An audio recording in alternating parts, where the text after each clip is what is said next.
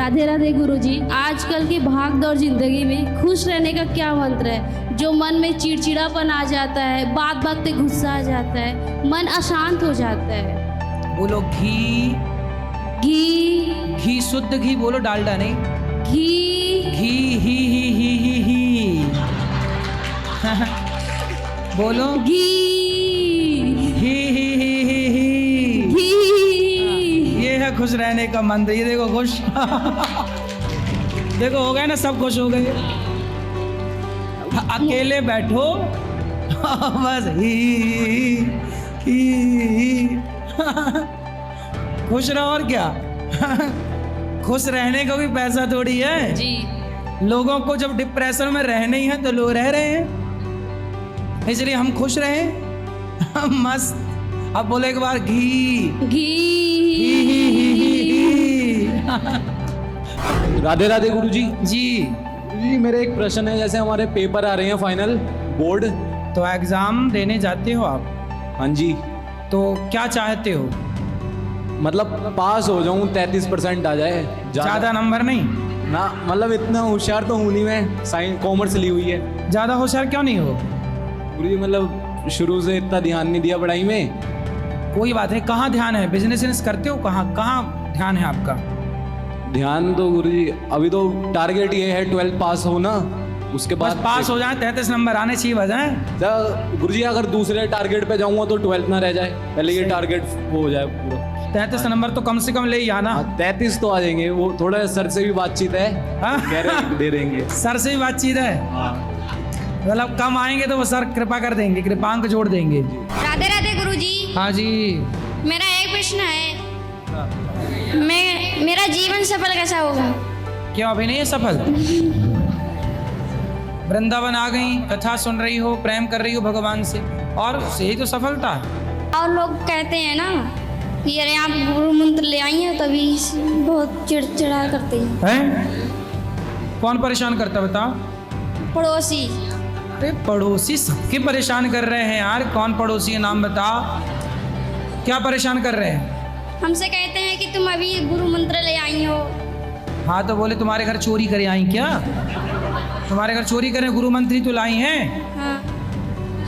और क्या कहते हैं पड़ोसी? बहुत बातें कहते हैं। उल्टा लटकाओ, लाल मिर्चियों का धुआं दो मूर्खों को, हमारे पड़ोसियों को। तिलक लगाते हैं तभी कहते बड़ा पंडिताइन बन रही हो। तो बोल दो कि तुम अपनी बेटी को सूप नखा बना दो, हम तो पंडितान बना रही हैं। राधे राधे। मैं हूं आपका अपना निरुद्धाचार्य, आप सबका दास। महाराज का मंत्र कार्यक्रम में आपका बहुत बहुत स्वागत है।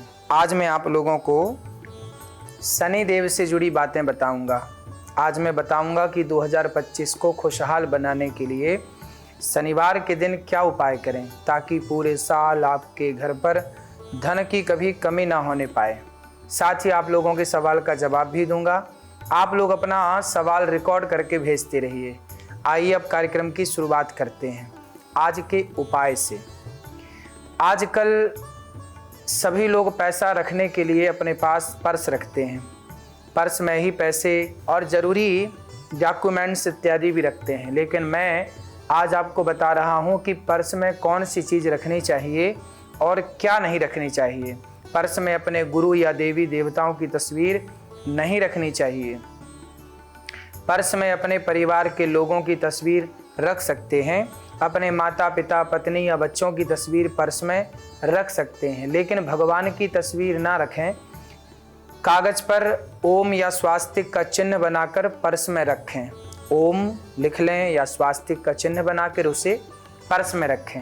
अच्छा, पर्स भी जो महिलाओं के होते हैं हाथ में लटके हुए, उस पर्स में गुरु और भगवान की फोटो रखी भी जा सकती है क्योंकि वो बगल में होता है। जबकि पुरुषों का पर्स जो होता है वो पीछे की तरफ, जब पुरुष बैठता है ना तो पर्स के ऊपर बैठता है। तो पुरुष के पर्स में भगवान की फोटो, भगवान के ऊपर पुरुष बैठ जाता है, इसलिए पुरुष के पर्स में भगवान की फोटो नहीं, ओम और स्वास्तिक आप बना के रख सकते हैं। जबकि महिलाओं का पर्स जो बगल में होता है, पुरुष भी यदि पर्स यदि अपना बगल में लटकाते हैं तो उस पर्स पर गुरु या भगवान की फोटो रख सकते हैं। पर जो पर्स जिस पर आप बैठ जाते हैं पीछे रख के, पीछे वाले जेब में, उस पर्स की हम बात कर रहे हैं। रुपयों को मोड़कर भी ज़्यादा नहीं रखना चाहिए। साथ ही पर्स में सिक्कों और नोट को अलग अलग रखना चाहिए। अपने पर्स में एक सोने या पीतल का चौकोर टुकड़ा रखें। सोने और पीतल के चौकोर को गंगा जल से धोकर बृहस्पतिवार को रखें। इस चौकोर टुकड़े को समय समय पर शुद्ध करते रहें, इससे बहुत लाभ होगा, स्थायी धन बना रहेगा। पर्स में बहुत कम कागज रखें, कोई बिल अपने पर्सनल ना रखें, अगर रखें तो उसे तुरंत निकाल दें। क्यों? क्योंकि आप जानते हैं कोई अनमोल चीज़ आपने पर्स में रखी, विशेष डॉक्यूमेंट्स आप पर्स में रखते हैं और पर्स चोरी हो जाता है तो आप बहुत परेशान होते हैं। तो फोटोकॉपी रखें, ओरिजिनल कागज़ जो है, पेपर जो है वो घर पर ही रखें, सुरक्षित रखें। कोशिश करें कि हर चीज़ सुरक्षित हो आपकी। बात करेंगे अब भविष्य की। ऊंचे और घने पेड़ों को घर के दक्षिण या पश्चिम दिशा में लगाना चाहिए और इन्हें घर की दीवार से थोड़ा दूर लगाना चाहिए, जिससे उन्हें पर्याप्त सूर्य का प्रकाश मिल सके। पहले से उपस्थित पेड़ों को कभी नहीं काटना चाहिए, बल्कि उनकी देख रेख करनी चाहिए। घर के पूर्व दिशा में फूलों के पौधे, घास और मौसमी पौधे लगाना चाहिए। इससे घर के लोगों को स्वास्थ्य संबंधी समस्याएं नहीं होती हैं। पान, हल्दी, चंदन आदि कुछ पौधे को पश्चिम उत्तर के कोने में लगाने से परिवार के सदस्यों में आपसी प्रेम बढ़ता है। घर के आंगन में बगीचे की रौनक बढ़ाने वाले पौधे आपको कंगाल बना सकते हैं। ये पौधे भले ही वातावरण को शुद्ध रखने में मदद करते हैं, लेकिन वास्तुशास्त्र के अनुसार इन पेड़ पौधों का संबंध आपके भाग्य और दुर्भाग्य से भी होता है। आपको बताते हैं ऐसे 7 पौधों के बारे में जो देखने में बहुत बेहद खूबसूरत हैं, लेकिन घर में दुर्भाग्य लेकर आते हैं। घर हो या कार्यालय, कभी भी कांटेदार पौधे नहीं रखने चाहिए। गुलाब को छोड़कर आप कैक्टस या अन्य आकर्षक दिखने वाले कांटेदार पौधों को रखने से बचें। इमली का पेड़ भी देखने में बहुत आकर्षक होता है, लेकिन इसे घर में लगाने से बचना चाहिए।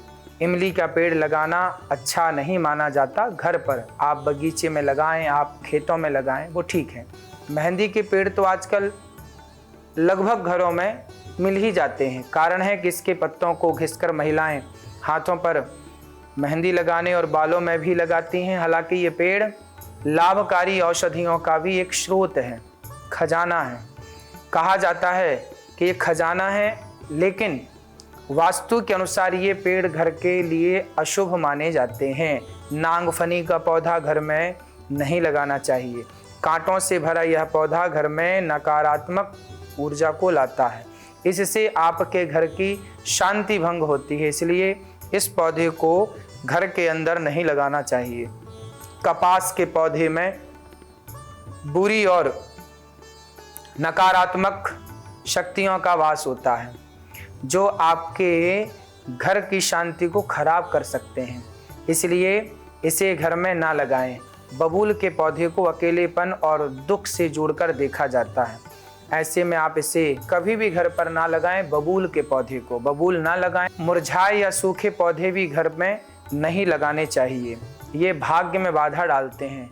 वही लोग अक्सर बुके को घर पर सजाकर छोड़ देते हैं, जिनके फूल सूख जाते हैं, इन्हें भी अपशगुन माना जाता है। बात करेंगे आज के पंचांग की। आज 4 जनवरी है, दिन शनिवार है और पंचमी तिथि है। शतभिषा नक्षत्र है और सिद्धि योग है। आज राहु काल सुबह 9:50 से सुबह 11:07 तक रहेगा। राहु काल में कोई भी शुभ कार्य नहीं करना चाहिए। चंद्रमा कुंभ राशि पर गोचर करेंगे। आज का विषय, बात करेंगे आज के विषय की। सनातन धर्म में हर दिन किसी ना किसी देवी देवता को यह दिन समर्पित होता है।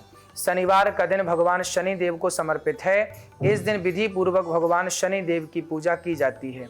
साथ ही विशेष काम में सफलता पाने के लिए साधक व्रत भी रखते हैं। शनिवार के दिन सुबह जल्दी उठकर स्नान कर साफ सफाई करके साफ सुथरे कपड़े पहनकर व्रत का संकल्प लें। इसके बाद शनि की प्रतिमा या शनि यंत्र रखें और शनि मंत्रों का जाप करें। शनि के मंदिर में जाकर सरसों का दीपक जलाएं। विधि विधान से शनिदेव की पूजा करें। शनिदेव को स्नान कराकर पंचामृत से, यह काफ़ी शुभ माना जाता है। इसके बाद उन्हें काले वस्त्र और काले तिल, सरसों का तेल अर्पित करें और सरसों के तेल का दिया जलाएं। इसके बाद शनिदेव चालीसा और कथा का भी पाठ कर सकते हैं। लेकिन आपको यहाँ पर एक बात बता दूं कि शनि देवता को प्रसन्न करना है तो श्री हनुमान जी को प्रसन्न किया जाए। यदि हनुमान जी प्रसन्न हैं तो शनि देवता प्रसन्न हो जाते हैं। भगवान श्री कृष्ण की कृपा यदि आप पर है तो शनि देव जो हैं यमुना के सगे भाई हैं और यमुना भगवान श्री कृष्ण की पत्नी है। जो भगवान श्री कृष्ण की उपासना करता है, जो भगवान श्री कृष्ण का ध्यान और चिंतन करता है, शनि महाराज निश्चित उस पर कृपा करते हैं। शनि की 7.5 कभी उस पर कुप्रभाव नहीं डालती, गलत प्रभाव नहीं डालती। जो भगवान श्री कृष्ण का नाम जपता है और भगवान श्री कृष्ण की शरण में रहता है, जो भगवान की शरण में है ना, उस पर देवताओं का बुरा प्रभाव कभी नहीं पड़ता। कहते हैं नवग्रह होते हैं 9 ग्रह, लेकिन एक 10वां ग्रह होता है अनुग्रह। जिस पर भगवान कृष्ण का अनुग्रह हो, कृपा हो, उस पर शनि का कोई प्रभाव काम नहीं करता। इसलिए भगवान की कृपा आप पर बनी रहे, इसके लिए आपको प्रयास करना चाहिए। शनिदेव को लेकर लोगों के मन में तरह तरह के भ्रांतियां भी रहती हैं कि शनिदेव कष्ट देते हैं या फिर शनिदेव बनाए काम बिगाड़ देते हैं या शनिदेव को न्याय का देवता भी कहा जाता है। शनिदेव कर्मों के अनुसार सबको फल देते हैं। अगर आपने पुण्य कम किया है तो भी आपको फल देंगे और पाप किया है तो भी पाप के हिसाब का फल देंगे। मतलब पाप पुण्य का फल शनि देते हैं। शनि के कुप्रभाव से इंसान को शारीरिक कष्ट, दुख, तकलीफ, चोट लगना, आर्थिक तंगी, पारिवारिक संबंध टूटना, संबंधों में खींचतान, धन का अभाव आदि बहुत सी समस्याओं और दुखों का सामना करना पड़ता है। लेकिन शनिदेव सबसे जल्दी धन देने वाले भी हैं। शनिदेव अतिशीघ्र समस्याओं का समाधान भी करते हैं, घर के भंडारे भर देते हैं। साल 2025 में शनिदेव को खुश यानी उनसे धन की कृपा के लिए गरीबों, जरूरतमंदों और भिखारियों को दान करने से शनिदेव प्रसन्न होकर सभी बाधाएं खत्म कर देते हैं। साथ ही खाली पड़े धन के भंडारे भी भर जाते हैं। शनिदेव के निमित्त गरीबों और ज़रूरतमंदों को दान देने से शनिदेव प्रसन्न होकर धन के भंडार भर देते हैं। शनिदेव के निमित्त शनिवार को उड़द, काले तिल, काली दाल, काले या नीले वस्त्र, भोजन, लोहे की वस्तु, लोहे के बर्तन गरीब, ज़रूरतमंद और भिखारी को देने से विशेष फल मिलता है। शनिवार को शाम में भी शनिदेव के सामने सरसों के तेल का दीपक जलाएं। पीपल के वृक्ष के पास में सरसों के तेल का दिया जलाएं। बात करेंगे आज के समाधान की। शनिदेव को प्रसन्न करने के लिए उनके बीज मंत्र ओम शं शनिश्चराय नमः का जाप करें। शनिवार के दिन काला तिल, सरसों का तेल, काला छाता, काली उड़द, जो उड़द की दाल है, दान करें। शनिवार के दिन काले रंग की गाय, काले रंग के कुत्ते और कौओं को भोजन कराएं। शनिवार के दिन स्नान ध्यान के बाद शनि यंत्र की पूजा कर सकते हैं। शनिदेव को प्रसन्न करने के लिए तिल के तेल या सरसों के तेल से अभिषेक करें। शनिदेव की कृपा पाने के लिए पशुओं, असहाय बुजुर्ग लोगों की मदद करें। शनिवार के दिन 7 बार शनि स्तोत्र का पाठ करें। शनिदेव की कृपा पाने के लिए चिड़िया, मछली और पशुओं को दाना दें। कुत्तों को भी लड्डू खिलाएं। शनिदेव के प्रभाव से बचने के लिए राम भक्त हनुमान की पूजा करें। मंगलवार और शनिवार को हनुमान मंदिर में हनुमान चालीसा का पाठ करें। सरसों के तेल के दीपक में काला तिल मिलाकर शनि मंदिर में जलाने से भी शनि की असीम कृपा बरसेगी। बात करेंगे आज के वार्तालाप की। सरोज जी कह रहे हैं कि बिजनेस अच्छा नहीं चल रहा है, नए साल में बिजनेस को बेहतर किस तरह बनाएं। देखो, बिजनेस के लिए ना अच्छी प्लानिंग चाहिए, बुद्धि चाहिए। यदि आप बहुत अच्छे से, नीति अच्छी है आपकी और नियत अच्छी है तो बिजनेस अच्छा चलेगा। प्रॉफिट कम रखिए, मार्जिन शुरू में कम रखिए। आप जरा सा मार्जिन रखिए, जरा सा प्रॉफिट रखिए। जब चल पड़े तब थोड़ा सा बढ़ा सकते हैं, लेकिन शुरुआती दौर पर कम से कम मार्जिन में अपना काम करिए, आपका व्यापार अच्छा चलेगा। रोज ज़्यादा से ज़्यादा अच्छे लोगों से मिलें, लोग ज़्यादा से ज़्यादा जुड़ें, इसका प्रयास करें। आप खूब मेहनत करें, लोगों तक पहुँचें, लोगों से अच्छा व्यवहार करें, अच्छे से उनसे बात करें। आप अपने बारे में, अपने प्रोडक्ट के बारे में अच्छे से समझा पाएंगे, निश्चित आपका व्यापार चल पड़ेगा। आज का गुरु मंत्र है ओम शं शनिश्चराय नमः। आज के देवी देवता हैं शनिदेव। आज के लकी कॉलर हैं सोनभद्र से अजय जी का सवाल है, महाराज जी आजकल जो पाप करता है, नास्तिक है, वह मौज में है, और जो ज़्यादा पूजा पाठ करता है वह दुखी है। ऐसा क्यों? देखो, ऐसा बिल्कुल नहीं है। पाप का फल पापी को मिलता है, पुण्यात्मा का फल, जो हम पाप करते हैं वो हमें भोगना पड़ता है, जो हम पुण्य करते हैं वो हमें भोगना पड़ता है। पाप और पुण्य दोनों का ही फल हमें भोगना पड़ता है। ऐसा नहीं है कि पाप करने वाला बच जाएगा। लाख आंख से देख रहा है तुझे देखने वाला, ईश्वर सबको देख रहे हैं, लाख आंख से देख रहे हैं। कोई क्या कर सकता है? भगवान है ना न्याय करने वाले। थोड़ा देर लगती है, ठीक है, लेकिन मिलता ज़रूर है। इसलिए चिंता ना करें। सुदामा ने सारी जिंदगी गरीबी में गुजारा किया, पर गलत नहीं किया, तो भगवान ने देखो हृदय से लगा करके और धन धान्य से परिपूर्ण किया। पांडवों ने गलत नहीं किया था, तो पांडवों को जुआ बस खेला, इतना गलती हुई तो पांडवों को 12 साल का वनवास भोग करके उनके पापों का दंड मिला, लेकिन वो सत्य के संग थे तो भगवान ने उनका साथ दिया। कौरवों ने गलत किया तो कौरवों का सर्वनाश हुआ। ऐसा है ना कि पाप करने वाला शुरू में मौज करता है, उसका अंत बुरा होता है, लेकिन पुण्यात्मा व्यक्ति है, शुरू में दुख उठाना पड़ सकता है, पर उसके आखिरी में मौज होती है पुण्यात्मा की। अब आपको देखना है कि आपको मौज फर्स्ट में मनानी है कि अंत में। कहते हैं अंत भला तो सब भला, इसलिए पाप का फल पापी को जरूर मिलता है, देर से मिलेगा लेकिन मिलेगा जरूर। ये मत सोचिए कि आप पाप करके बच जाएंगे। कौन बचा है? दशरथ जी तो भगवान के पिता थे, उन्होंने एक पुत्र को मारा, श्रवण कुमार को। उनके माँ बाप का श्राप उन्हें मिला कि आप पुत्र के वियोग में जैसे हम तड़प तड़प कर मर रहे हैं, आप भी पुत्र वियोग में तड़प तड़प करके मरेंगे। तो भगवान राम के पिता दशरथ जी को भी उनके कर्मों का दंड भोगना पड़ा, तो फिर हम और आप कैसे बचेंगे? बात करेंगे कल के विषय की। मकर संक्रांति क्यों मनाई जाती है, तो कल मकर संक्रांति के बारे में आपको बताऊंगा। गौरी गोपाल आश्रम में जितनी वृद्ध माताओं की सेवा होती है, यहाँ पर जितने भी अच्छे कार्य चलते हैं, वृद्ध माताओं की सेवा, रसोई की सेवा, अन्न क्षेत्र की सेवा, इन सभी सेवाओं को आप अपनी आंखों से देखें और इन सब सेवाओं को अपनी आंखों से देख करके आप इन सेवाओं से जुड़ें। यदि आप इन सेवाओं से जुड़ते हैं तो निश्चित आपका मंगल होगा।